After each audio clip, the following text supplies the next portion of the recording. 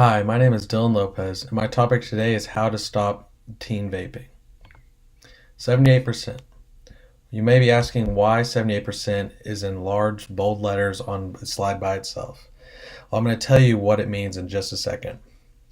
Our culture has always glamorized the act of smoking. I am 23 years old. This is my fifth year at OSU, and I started here in 2014, and that was well before a Juul was ever a thing.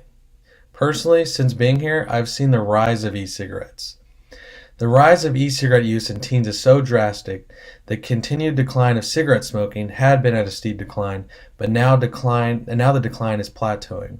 The solution is to raise the age requirement of purchasing any tobacco product from 18 to 21 years old, and we need to make teens aware of what they're putting in their bodies like it was done with cigarettes. First, I must go into details of this issue and why it is an important issue that needs to be addressed. Here's where we figure out what that 78% is.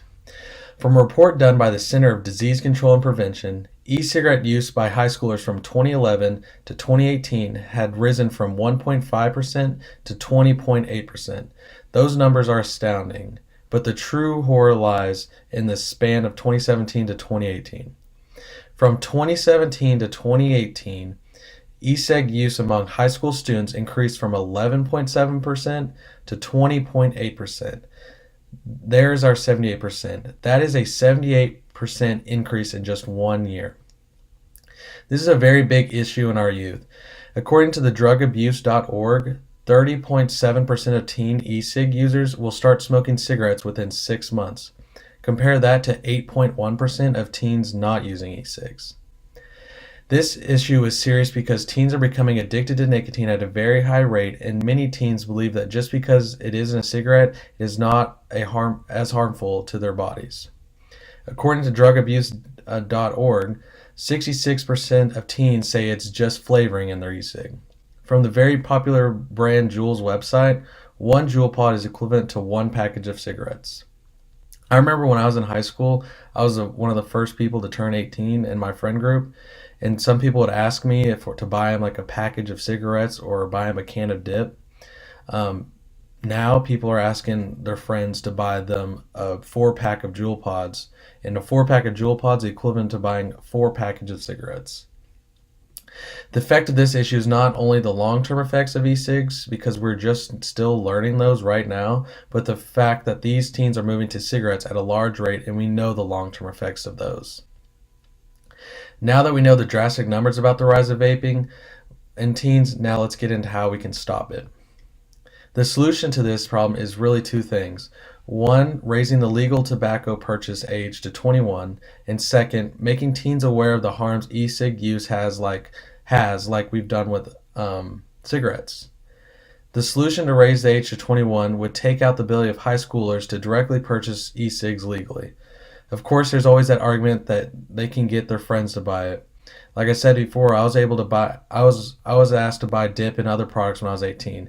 If the legal age was 21, I obviously couldn't have done that. Making teens aware by ads or talking about it in school would deter some away from it, just like the anti-smoking campaigns did for my age group. The solution can be implemented just like what was done with the age of alcohol being moved from 18 to 21 in 1986. It would be hard to change course because of the wide popularity of vaping, but with widespread help from the government and private funding, it can be done. The steps of this plan must start with the population wanting the age to be moved to 21.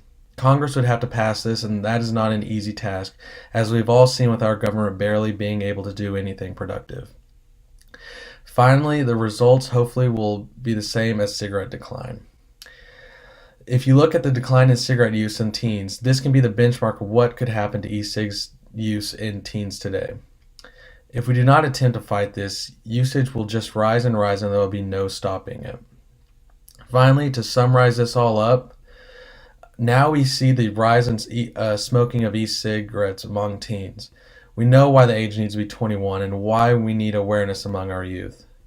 We as older siblings and older friends do not need to buy these products for them and let them know what the harmful use is of them.